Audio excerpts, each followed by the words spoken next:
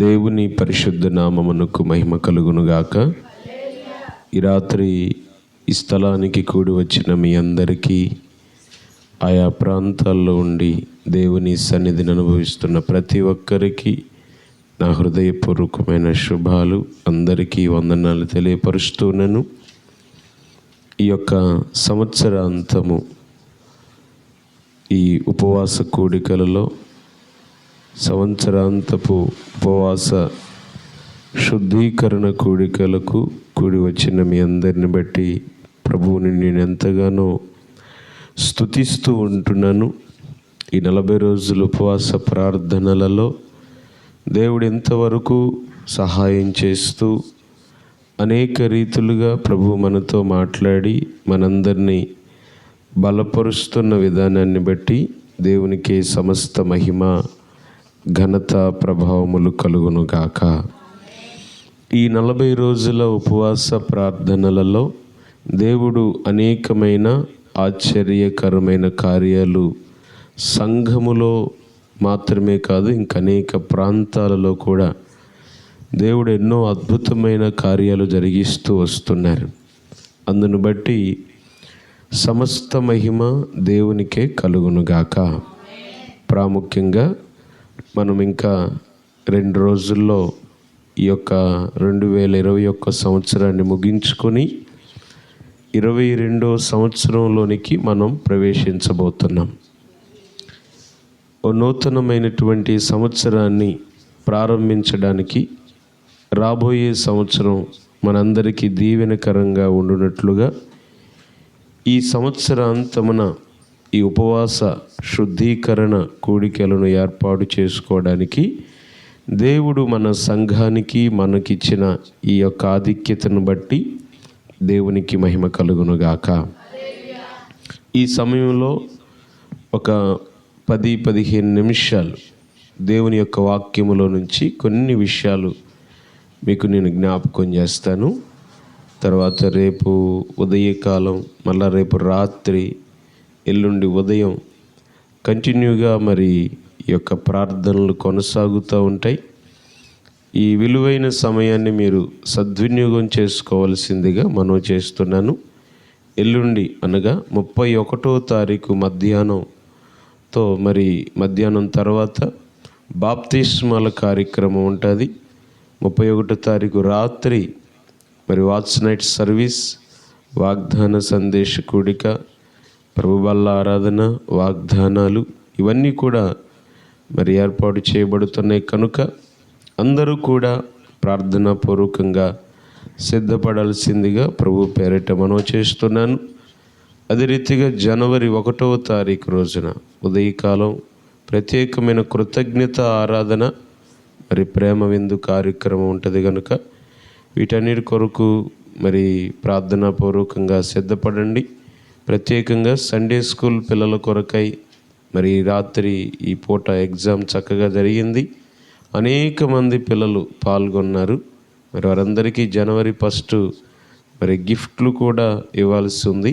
వాటి కొరకు కూడా ప్రార్థన చేయండి. దేవునికి స్తోత్రం. ఈ సమయంలో వాక్యములో నుండి ఒక మాట మనం నేర్చుకుందాం. ఆదికాండము 35వ అధ్యాయము, ఆదికాండ గ్రంథము 35వ అధ్యాయము 1వ వచనాన్ని నేను చదువుతాను. అందరూ జాగ్రత్తగా వినండి. దేవుడు యాకోబుతో, నీవు లేచి బేతేలునకు వెళ్ళి అక్కడ నివసించి నీ సహోదరుడైన ఏశావు ఎదుట నుండి నీవు పారిపోయినప్పుడు నీకు కనపడిన దేవునికి అక్కడ బలిపీఠమును కట్టుమని చెప్పగా, యాకోబు తన ఇంటి వారితోనూ తన యొద్దనున్న వారందరితోనూ, మీ యొద్దనున్న అన్యదేవతలను పారేసి మిమ్మును మీరు శుచిపరుచుకొని మీ వస్త్రములను మార్చుకొనుడి, మనము లేచి బేతేలునకు వెళ్ళుదుము. నా శ్రమ దినమున నాకు ఉత్తరమిచ్చి నేను వెళ్ళిన మార్గమున నాకు తోడై ఉండిన దేవునికి బలిపీఠమును అక్కడ కట్టెదనని చెప్పెను. ఈ వాక్యమును దేవుడు మనందరి వినికిడిలో ఫలింపచేయునుగాక. ప్రియమైన దేవుని బిడ్డలారా, చదవబడినటువంటి ఈ వాక్యాన్ని మనం గమనించినట్లయితే, యాకోబు మరి షెకేములో ఉన్నప్పుడు దేవుని యొక్క వాక్కు యాకోబునకు ప్రత్యక్షమై దేవాది దేవుడు యాకోబుతో మాట్లాడినటువంటి మాట మనం ఇప్పుడు వింటున్నాం. ఇక్కడ దేవుడు యాకోబుతో సెలవిస్తూ ఉన్నటువంటి మాట, నీవు లేచి బేతేలునకు వెళ్ళు. ఆమెన్. దేవుడు యాకోబుకి ఏం చెప్తున్నాడు? నీవు లేచి బేతేలునకు వెళ్ళాలి. బేతేలు అనగా దేవుని యొక్క మందిరం. బేతేలు అనగా దేవుని యొక్క నివాసము. బేతేలు అనగా దేవుని యొక్క సన్నిధి. ఇక్కడ షెకేములో ఉన్నటువంటి యాకోబును ఎక్కడికి వెళ్ళమంటున్నాడంటే దేవుడు బేతేలునకు వెళ్ళమంటున్నాడు. యాకోబు షెకేములో తన గుడారాన్ని వేసినప్పుడు ఆయన తన జీవితంలో ఎంతో నష్టపోయాడు. ఎన్నో భయంకరమైనటువంటి కష్టాలు, ఎన్నో భయంకరమైన శోధనలు అనుభవించినట్లుగా లేఖనాల్లో మనం చూస్తున్నాం. యాకోబు షెకేములో నివసించటం అనేది దేవుని యొక్క ఉద్దేశం కాదు. దేవుని యొక్క ఉద్దేశం యాకోబు పట్ల ఏముంది అంటే బేతేలునకు వెళ్ళాలి, బేతేలులో నివసించాలి, అక్కడ దేవునికి బలిపీఠాన్ని కట్టాలి అన్నది దేవుని యొక్క ఉన్నతమైన సంకల్పం. యాకోబు పట్ల దేవునికి ఉన్న ఉన్నతమైనటువంటి ఉద్దేశం. ఈ యొక్క సంవత్సరాంతమున ఈ ఉపవాస శుద్ధీకరణ కూడికలలో పరిశుద్ధాత్మ దేవుడు మనతో మాట్లాడుతున్న ఈ శ్రేష్టమైనటువంటి విషయాలను మనం జాగ్రత్తగా గమనించినట్లయితే, ఆనాడు యాకోబును నీవు లేచి బేతేలునకు వెళ్ళమంటున్నాడు. అంటే యాకోబు లేచి బేతేలునకు వెళ్ళాలి అని దేవుడు కోరుకుంటున్నాడు. దేవునికి స్తోత్రం, హల్లెలూయా. అలాగునే ఈ యొక్క సంవత్సరాంతమున ఈ ఉపవాస శుద్ధీకరణ కూడికల ద్వారా ప్రభువు మనతో మాట్లాడుతున్న ఓ శ్రేష్టమైనటువంటి మాట ఏంటంటే, మనం కూడా ఈ 2021వ సంవత్సరాన్ని ముగించుకొని 2022వ సంవత్సరంలోనికి వెళ్ళడానికి సిద్ధపడుతున్నాం. ఆ రోజు యాకోబు బేతేలునకు వెళ్ళడానికి సిద్ధపడినట్లుగా ఈరోజు మనం కూడా ఒక నూతనమైన సంవత్సరాన్ని ప్రారంభించడానికి, ఒక నూతనమైన సంవత్సరంలోనికి ప్రవేశించడానికి మనం సిద్ధపడుతున్నటువంటి ఈ తరుణములో శుద్ధీకరణ అనేది చాలా ప్రాముఖ్యమైంది. Praise the lord. దేవునికి మహిమ కలుగునుగాక. యాకోబు లేచి బేతేలునకు వెళ్ళడానికి తను ఎలా సిద్ధపడుతున్నాడు? బేతేలునకు వెళ్ళడానికి యాకోబు సిద్ధపాటు ఎలా ఉంది అని మనం లేఖన భాగాలలో జాగ్రత్తగా గమనించినట్లయితే, ఇక్కడ దేవుని యొక్క మాట యాకోబుకు ప్రత్యక్షమైన తోడనే వెంటనే యాకోబు గారు దేవుని మాటకు లోబడినట్లుగా మనం చూస్తున్నాం. దేవుని మాటకు విధేయుడయ్యాడు. అంతేగాని దేవా, షెకేము చాలా బాగా ఉంది, ఇక్కడే ఉంటానులే, బేతేలు దాకా ఏం వెళతానులే అని అవిధేయత చూపించలేదు. దేవుడు మాట్లాడినటువంటి మాటకు యాకోబు విధేయుడైనట్లుగా మనం చూస్తున్నాం. వెంటనే దేవుడు మాట్లాడిన వెంటనే యాకోబు ఏం చేస్తున్నాడంటే 2-3 వచనాల్లో యాకోబు తన ఇంటి వారందరితోనూ తన యొద్దనున్న వారందరితోనూ మీ యొద్దనున్న అన్యదేవతలను పారవేసి మిమ్మును మీరు శుచిపరుచుకొని మీ వస్త్రములను మార్చుకొనుడి. మనము లేచి బేతేలునకు వెళ్ళుదము. హల్లెలూయా. మనము లేచి బేతేలునకు వెళ్ళుదాం.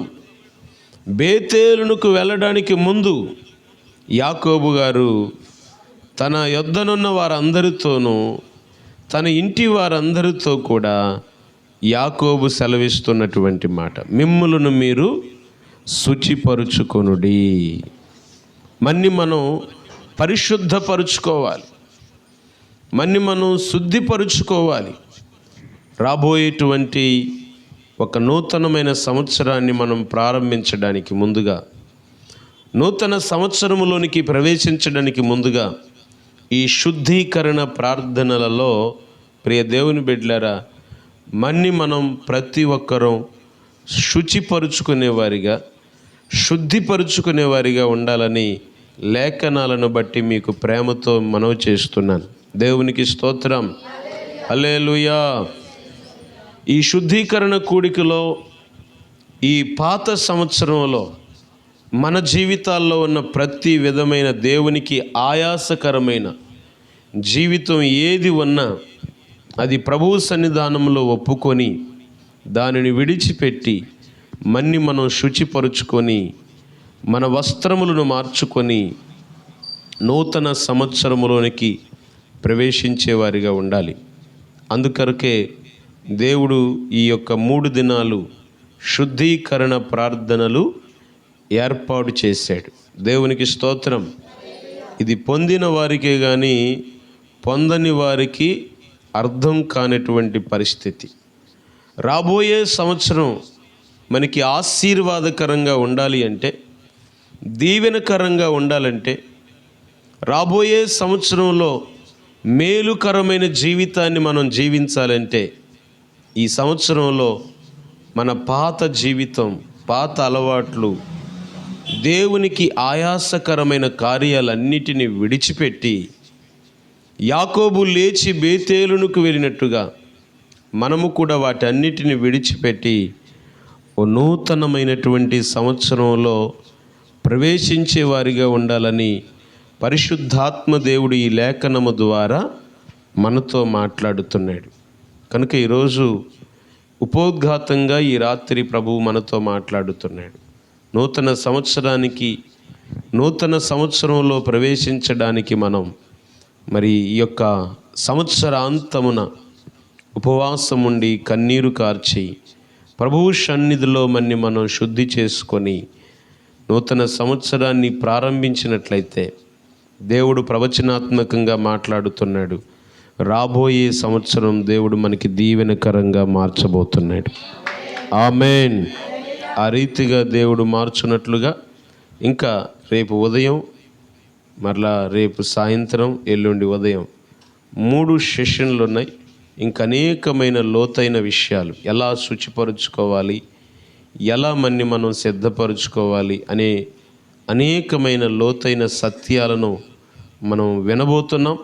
కనుక డోంట్ మిస్ ఇట్. ఎవరు కూడా ఈ యొక్క ఉపదేశములను కోల్పోకుండా రేపు, ఎల్లుండి ఈ 2 దినాలు కూడా దేవుని సన్నిధిలో పాల్గొని ఈ ఉపవాస శుద్ధీకరణ ప్రార్థనలో మనం శుచిపరుచుకొని ఓ నూతనమైన సంవత్సరాన్ని ప్రారంభించుదుముగాక. అవకాశం ఉండి ఆరోగ్యమున్న వాళ్ళందరూ మోకరించండి, కళ్ళు మూసుకోండి, ప్రార్థన చేసుకుందాం. మనమందరం చెప్పబడిన వాక్యాన్ని బట్టి ప్రభువు సన్నిధానంలో ప్రార్థన చేసుకుందాం. ఈ రాత్రి దేవుడు మనతో మాట్లాడిన అమూల్యమైనటువంటి సత్యాలు, ఇదిగో దేవుడు యాకోబుతో మాట్లాడినట్టుగా ఈరోజు ప్రభువు మనతో మాట్లాడుతున్నాడు. బిడ్లారా, మీరు లేచి బేతేలునకు వెళ్ళాలి. అక్కడ బలిపీఠాన్ని కట్టాలి, అక్కడే నీవు నివసించాలి. బేతేలు అనగా దేవుని సన్నిధి. దేవుని సన్నిధిలో ఉంటే నీకు దీవెన, దేవుని సన్నిధిలో ఉంటే నీకు ఆశీర్వాదం. దేవుని సన్నిధికి దూరంగా ఉండి మనం ఏమీ చేయలేమని లేఖనాలు స్పష్టంగా సెలవిస్తున్నాయి.